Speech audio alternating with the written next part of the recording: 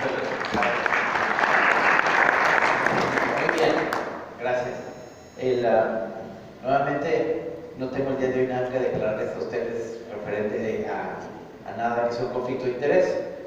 Y muy bien, nuevamente, el Dr. House citó aquí una canción de Mick Jagger, creo que es, donde, como el filósofo Jagger una vez dijo, nunca puedes tener lo que quieres. No hay el tratamiento perfecto, que va de la mano con lo que me preguntaban ahorita las doctoras.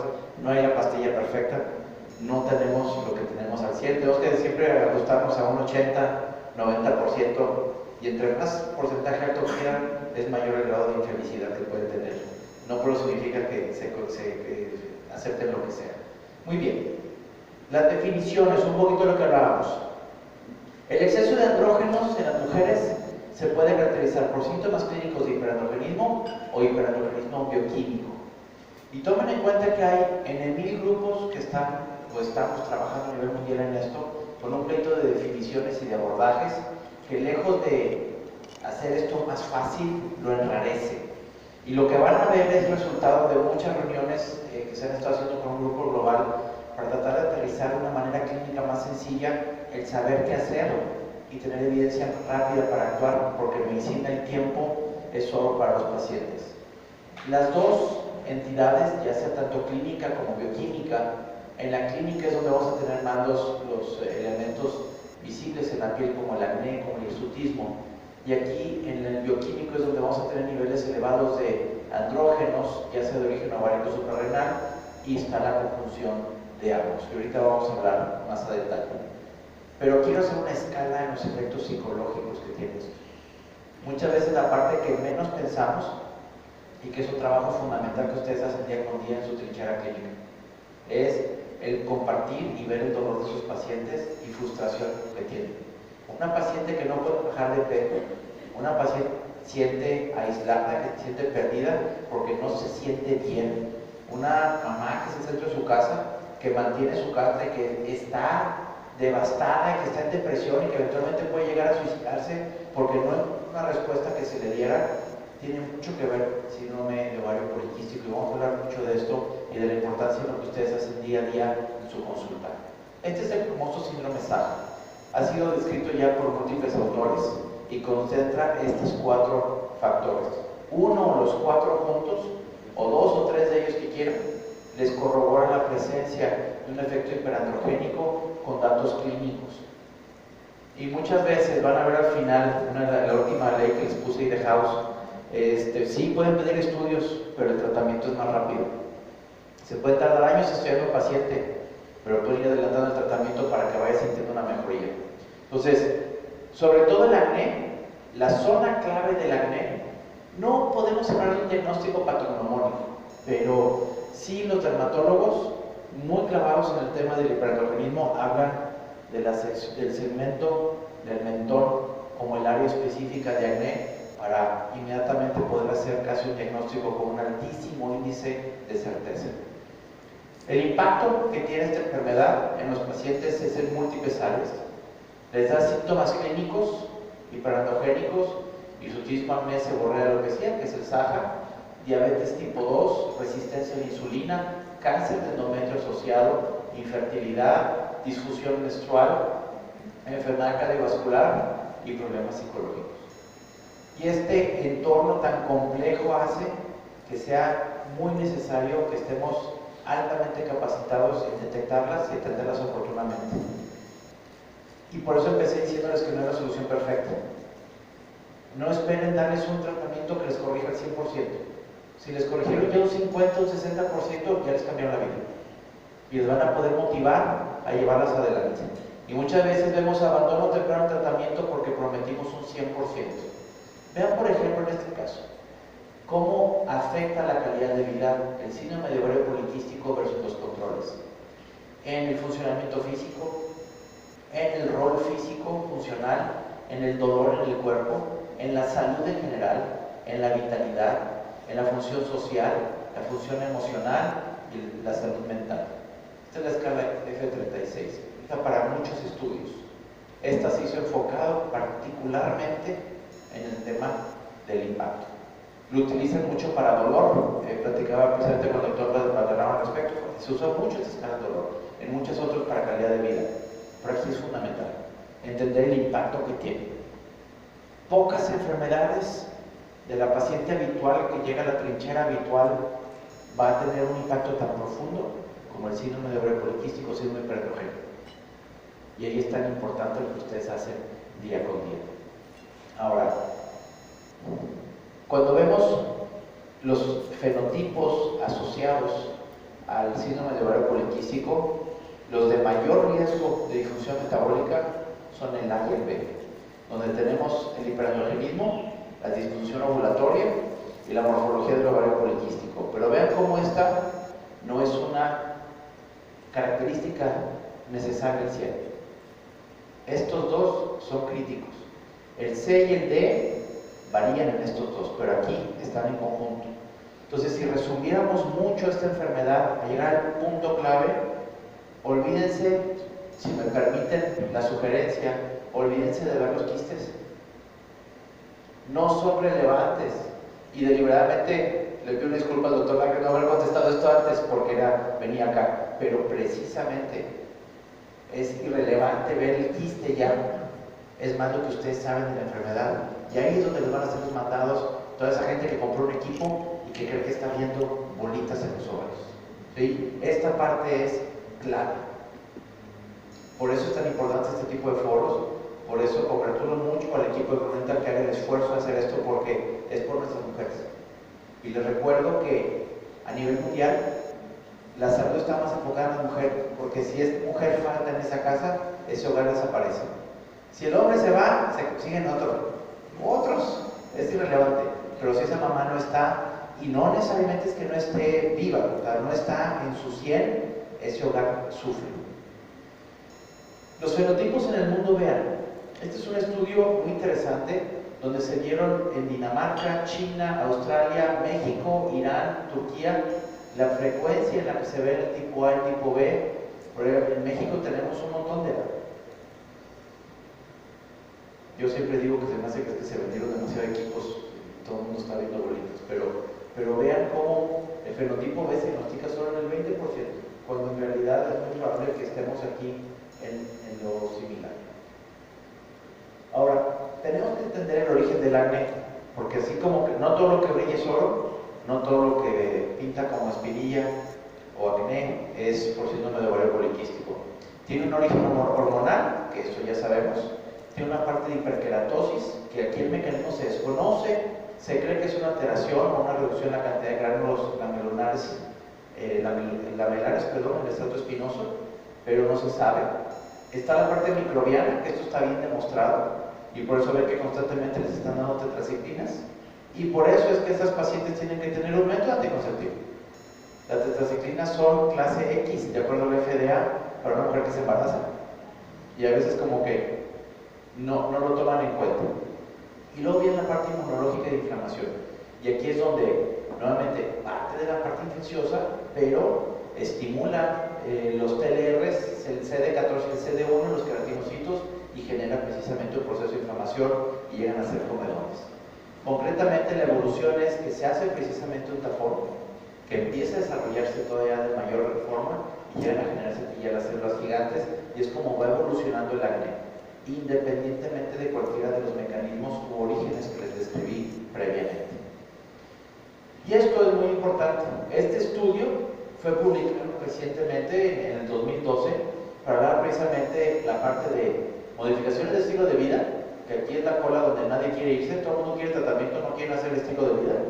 Y en la parte de estilo de vida, si no están buscando embarazarse y no tienen contraindicación para una pastilla, aquí vienen precisamente las que deben de ser las sugeridas para reducir los síntomas importantes. ¿Okay? Pero vean cómo, si hay contraindicación, entonces hay que utilizar otros junto con un anticonceptivo seguro. Es decir, hay que crear uno que sea exclusivamente de progesterona, uno de barrera, algún dispositivo intrauterino, pero cuidar mucho la parte precisamente androgénica. Y casi pudiera resumir la presentación con esta gráfica y nos vamos. Aunque digo, les voy a dar más cosas, pero concretamente es el efecto antiandrogénico va disminuyendo hacia la derecha. La progestina con el efecto más potente antiandrogénico sigue siendo la ciproterona, el acetato. Esto es, y por lo cual se recomienda tanto. Luego sigue la clormadinona, ¿okay? Que además tiene una capacidad para inhibir la actividad de las 5-alfa reductasa en la piel y la producción de andrógenos ováricos y suprarrenales a través del efecto antigonadotrófico. Y esto, junto con otros efectos que ahorita vamos a ver, le confiere beneficios agregados. No exclusivamente la neutralización de los andrógenos, sino otros efectos agregados que es la tendencia en anticoncepción a nivel global de lo que se busca ahorita. Mira el Dienogest, que quien ha prescrito el Dienogest le toca ver las quejas de los pacientes también por los efectos secundarios. Jala muy bien, pero pues bueno, hay otro tipo de efectos. Y luego viene la Drospi, que todo el mundo conoce la historia de la Drospi, cómo llegó y cómo ha ido gradualmente brincando hacia la derecha en esta gráfica. Les puse aquí una tabla donde vienen precisamente todos los receptores y la actividad que tienen, y pueden ver que es muy similar lo que es la clormadinona con la ciproterona en cuanto al tema de los receptores. Obviamente aquí no está incluida la parte de afinidad, ¿okay? que eso va a dar mayor potencia, menor potencia, pero son muy similares. Aquí están todas las tripas o los huesos de las diferentes progestinas que pueden ver. Aquí está la clormadinona. Si lo vemos más a detalle, sé que durante muchos años los torturamos en la escuela de medicina con este gráfico que se tenían que aprender para los exámenes, pero es meramente entender de dónde viene cada una de ellas, dónde se encuentra el acetato de clormadinona, en qué segmento, junto con el acetato de ciproterona, por eso es que son muy similares en la parte de receptores. Esta es otra de las tablas que les hacíamos que se aprendieran, y luego esta es otra de las tablas que les hicimos que se aprendieran, donde venía precisamente el efecto antiandrogénico parcial de cada uno de estos. Vean comparativamente la molécula, cómo se ve la molécula de progesterona versus la molécula de clormadinona. Realmente son dos áreas de radicales que modifican, el resto es muy similar. Pero una de las claves esenciales es precisamente la afinidad.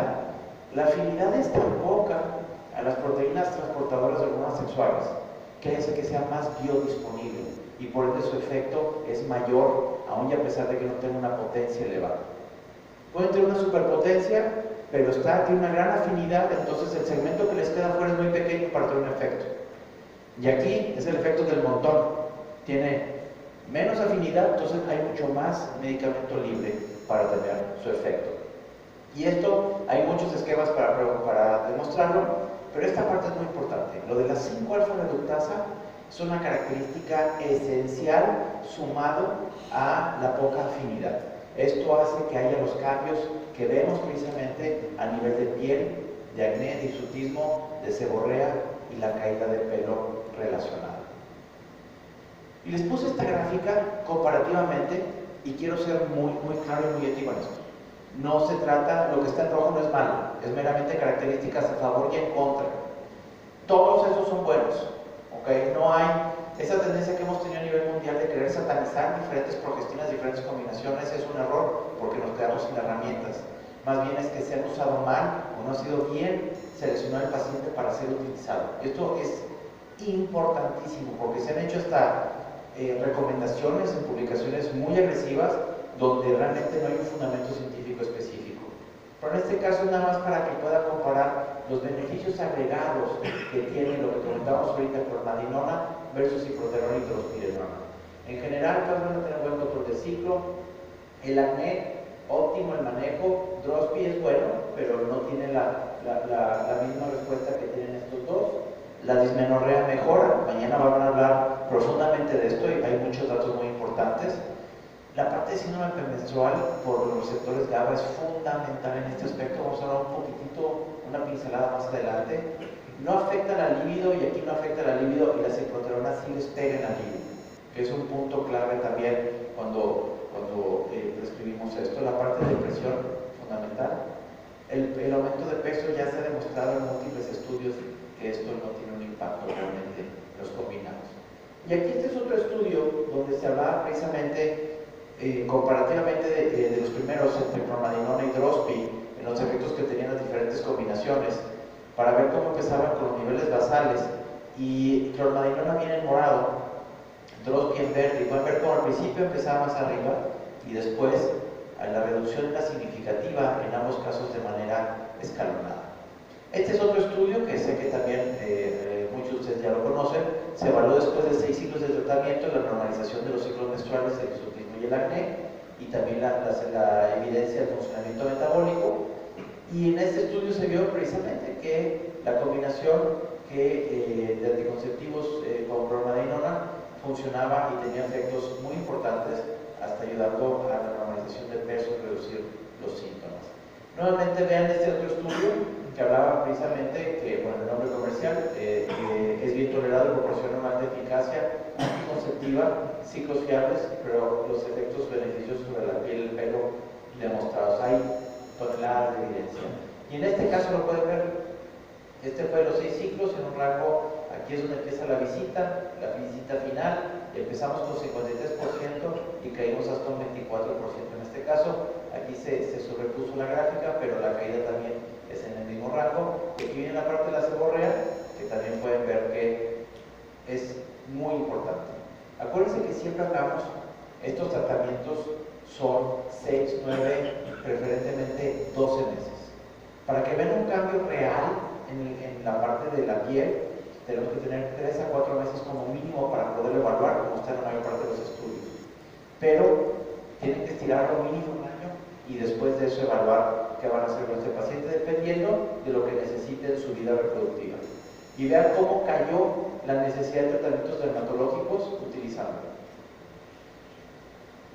O sea, si quieren un factor indirecto de cómo funciona un medicamento es evaluando cómo dejan de consumir otros. Este otro estudio, que fue el de Petra Ron y colaboradores, donde evaluaron también la bromadinona y evaluaron cómo nuevamente tenían el control de ciclo y el bienestar de alguna manera. El estudio POS, fenomenal, porque evaluó muchas cosas.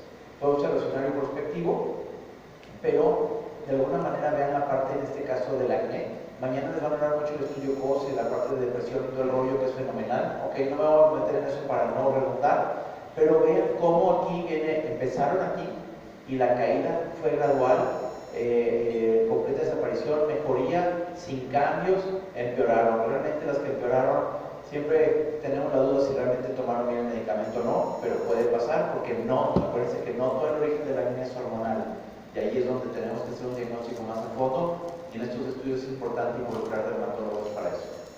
Muy bien, pues básicamente esto explica lo que es precisamente el estudio, la cantidad de pacientes atendidos por ginecólogos, con un seguimiento de 4 meses, y lo que se vio precisamente los efectos, y se vio que precisamente tenían beneficios, era bien tolerado, etc. Este es otro estudio muy importante, que es el de Sabatini, donde se evaluó también los anticonceptivos por los efectos, los efectos no anticonceptivos o los beneficios no anticonceptivos de dos anticonceptivos comparativamente, prospectivo, observacional y comparativo, y se vio que comparando Drospi con acetato de bromadinona, ambos son eficaces, ambos tienen efectos beneficiosos sobre cabello y piel, sin efectos sobre el peso corporal. Sin embargo, se ven mucho mejores resultados con el acetato de bromadinona, con una diferencia estadísticamente significativa. Y esto va al cuadro que les dije al principio, que con ese podía resumir toda la presentación del día de hoy, en el orden de prevalencia y de eficacia que tienen, yéndonos hacia la derecha, donde aparece bromadinona. Este es otro estudio, también comparando los anticonceptivos, para evaluar el tema del acné y la dismenorrea. Mañana van a ver el tema de la dismenorrea, pero vean que se encontró que era mucho más efectivo para el tratamiento del acné y la dismenorrea en mujeres con síntomas leves comparado con Drospi. Cada vez hay más evidencia conforme se van agregando más estudios al respecto. Esta es una guía enorme. El día que estén aburridos o quieran o que necesitamos torturar a alumnos, doctor, en la universidad, les ponemos examen sobre esta guía, porque es compleja, es muy detallada, no es mala, es buena, pero es muy, muy compleja. Pero lo importante de esta guía es esta parte de aquí. Al final, lo que se hablaba aquí es que precisamente dar etiliestradiol con acetato de ciproterona no se consideraba de primera línea por los efectos adversos asociados. Recuerden que se emitieron alertas en su momento, se quitaron, etcétera, pero está publicado en 2018 que no se considera de primera línea para esto. Se han hecho ya varias publicaciones y declaratorias al respecto de esto, pero vamos, esto es una parte importante tomar en cuenta. ¿Por qué es importante esto? Y les pongo los ejemplos de las interacciones que tenemos que ver. El dar tratamiento hormonal a estas pacientes, el mejorarles la parte del acné, el mejorar la parte de la depresión, es lo mismo que el mismo principio del avión que vuelo de la bicicleta. Es un equilibrio y va en forma. No pueden parar la vía del paciente para darle, sino conforme va, hay que corregir el camino. Si van demasiado rápido y le dan demasiados medicamentos, ese avión se va a caer. Si va demasiado despacio porque no está dando lo que debe de ser, ese avión se va a caer. Hay que mantener una velocidad adecuada en lo que recomendamos, educamos y atendemos a los pacientes. La parte del equilibrio hormonal no es así. Tenemos la tendencia a verlo de esta manera, como un balance. Bueno, le subo un poquito de progesterona y con eso equilibro o bajo. La realidad es que es más complejo, es como esto. Cuando ustedes mueven una hormona, hay muchos motores internos que se van a mover, no inmediatamente, muchas veces meses después. Por eso es que toma 3 o 4 meses ver la complejidad del cambio, por ejemplo, en piel y demás. Este es uno de los estudios más recientes que se hizo. El titular de este fue Patricio Barriga. Estuvimos en este estudio, precisamente donde se describió nuevamente el efecto antiandrogénico, cómo funcionaba del acetato de clormadinona, cómo se presentaba el bloqueo de los receptores androgénicos, la reducción del número de receptores, el aumento precisamente de los niveles plasmáticos y la reducción de la testosterona libre con estos. Obviamente tengo que hacer la publicidad y les sugiero que lean el artículo, ¿verdad? Básicamente. Y el otro que les quería comentar, y es la única gráfica que voy a poner en cuanto a la norma de esto, porque mañana les van a hablar mucho, pero básicamente es la teoría de la U, que es donde es el equilibrio que está en la parte baja, ni muy rápido, ni muy despacio, ni demasiada dosis, ni poca dosis, para la parte emocional y el manejo de los receptores GABA tipo A, relacionado con la pregnenolona, para el control de los síntomas y la depresión en este tipo de pacientes. Mañana les van a hablar a detalle de esto con mucha profundidad. Entonces, con esto termino. Es para decirles que las pruebas toman tiempo, el tratamiento es más rápido. Si tienen dudas, tienen tratamiento. Oye, es que tiene que hacerse un estudio y va a tardar, tiene que ahorrar 3 meses, denle tratamiento. Oye, es que se está sintiendo mal, denle tratamiento. Clínicamente les di perlas para que puedan tomar tratamiento y puedan adelantarlo en lo que terminen de hacer la evaluación y hagan una evaluación dinámica. No se esperen a que regrese, la veo en un mes, me trae y entonces decidimos qué vamos a hacer. Ese paciente ya no regresó, es en la marcha arrancar. ¿Y cómo arrancan? Teniendo un tratamiento central de base que les va a dar, como ven los estudios, un 80-85% de certeza en que por lo menos, si no es un cambio completo, va a tener un beneficio muy importante. El 15% que quedó, por ejemplo, en temas de piel y cutáneos, es porque el origen era otro, no era exclusivamente por un tema hormonal. Entonces, el acetato de clormadinona es una progestina derivada de la 17-hidroxiprogesterona con un efecto antiandrogénico. Actúa bloqueando la 5-alfa-reductasa tipo 1, como habíamos comentado, y esto actúa en los receptores del folículo piloso, en la producción del sebo, y esto obviamente ayuda a disminuir la producción de acné. Y también actúa eficientemente en el síndrome de ovario poliquístico o síndrome hiperandrogénico porque reduce las 2 vías de producción. Muy importante. No nada más la ovárica, sino también la suprarrenal. Que otras progestinas nomás le dan a la parte ovárica. Entonces ahí es donde a veces quedamos a medias en el camino. Muy bien. Con eso termino. Muchas gracias por su atención y no sé si haya preguntas. Muy buena su exposición. Gracias. De repente, más que pregunta es un poco entender esto, la gran diferencia de lo que podría ser el síndrome de ovario poliquístico con poliquistosis ovárica o ovario, que lo vemos en un 60-65% de las mujeres que tenemos una hemorragia aórtica actual, que están acá presentes, probablemente. Y eso, bueno, dependiendo de lo que la sintomatología que pueda tener, probablemente puede tener o no necesidad de tratamiento, lógicamente con un anticonceptivo. Pero, yéndose al otro lado, cuando hablamos ya de lo mismo hiperandrogenismo, lógicamente, mujeres que tienen deseo de embarazarse, van a tener muchos tratamientos.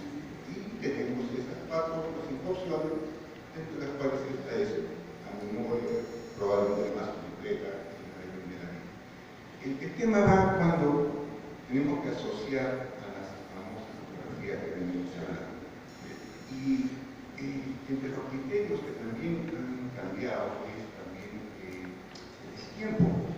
Los primeros 8 años de una mujer posmenárquica, ya esa fotografía no tiene validez para el síndrome, para esto sí puede ser, pero como síndrome no. Entonces entender eso entre la gente que hace ecografía, que esa ecografía no va a tener ese valor de peso que una mujer de más de 8 años posmenárquica es importante. Y segundo, también comentar que los criterios ahora te piden un ecógrafo, un 8 MHz mínimo, ¿no? Para poder hacer ese diagnóstico, y si no lo tienes solamente me va a valer la ecografía el volumen ovárico mayor de 10. Entonces, esos criterios que lo vemos los ginecólogos que hacen ecografía, lo ven los radiólogos que probablemente no están actualizados con esas últimas guías de tratamiento, es donde creo que tenemos que trabajar. Y reuniones como esta, en la medida de que estemos dando esta información en cualquier foro, en cualquier lugar, creo que amerita, ¿no? Porque todavía tenemos, usted comentó largamente, el tema de las ecografías por todo lado. No, muchas gracias por su comentario, doctor. Y va de la mano también con lo que hace rato preguntó la doctora de las diferencias que hay, ¿no? Pero por eso puse el cuadro al final y me quise enfocar en simplificar un poquito la existencia de cómo lidiar con esto, sacando la imagen de los quistes fuera de lo que es el cuadro. Porque actualmente le están vendiendo mucho miedo a muchos pacientes o un mal diagnóstico, o ni siquiera ver si es funcional, o ni siquiera pueden explicar en qué fenotipo caen, porque no evalúan la parte si están ovulando, no están ovulando, etcétera, etcétera, etcétera, ¿no? Entonces, hay mucho que trabajar, y además esto es cíclico, porque podemos educar a una generación y a los 5 o 8 años se olvidó, y eso es sin duda el conocimiento, porque luego de repente llegan con medicamentos nuevos a querer cambiar la perspectiva para vender el chocho, ¿verdad? Y eso lo hace complejo, y por eso fue mi intención, espero no haya sido muy pesada la primera sesión, pero era darles como una serie, en el trayecto un montón de información de lo que puede ser y que va a venir, para irnos preparando para cuando nos presente el material, saber si realmente lo que nos están dando tiene el peso, como comentó ahorita, de una investigación bien balanceada, bien hecha, sin sesgo, sin una forma mercantilista, ¿verdad? ¿Alguna otra pregunta? Muchas gracias, doctor. ¿Alguna otra pregunta, comentario? Antes de ir a ver cómo Perú le gana a Colombia.